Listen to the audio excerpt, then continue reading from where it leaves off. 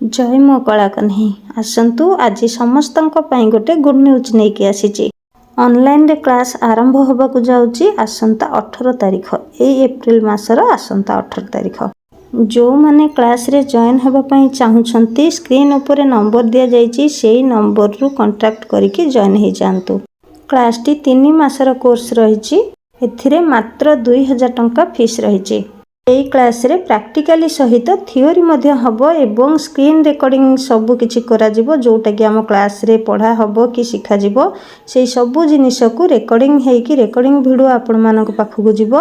मो चैनल को जो माने भी देखिकि लेडीज काम सब शिखुछंती मात्र थरे एडमिशन करंतु देखिबे छोट छोट टिप्स सहित सब किछि भल भाबरे शिखि जिवे। जो माने कमेंट बॉक्स रे बारंबार क्वेश्चन पचारि चलछंती सेई सब क्वेश्चन रो आंसर ऑनलाइन क्लास रे पाई जाई परिबे। थरे मात्र एडमिशन करंतु एई सब जिनिस सारा लाइफ पई शिखिबे। देखंतु जो माने मो क्लास रे जॉइन करिथिले से माने केते सुंदर सुंदर काम करछंती। एठी मो टिके देखौची एइटा गोटे हातर शिल्प काम। एई काम को केही भी छोट भाबंतुनी। आमे जेते गरीब हेले भी गंटे खाइबा खंडे पिंधिबा तो ये जो पिंधिबा कामटी जदि आमे जानिथिबा बनेइबा पई ताहाले केबे भी आम जीवन रे अभाव को की जिनिस आमे जानि परिबानी। काहे कि ना आमे समस्त को वस्त्र जोगेबारे कोउठी ना कोउठी अल्प टिके हेले भी हमर अवदान अछि।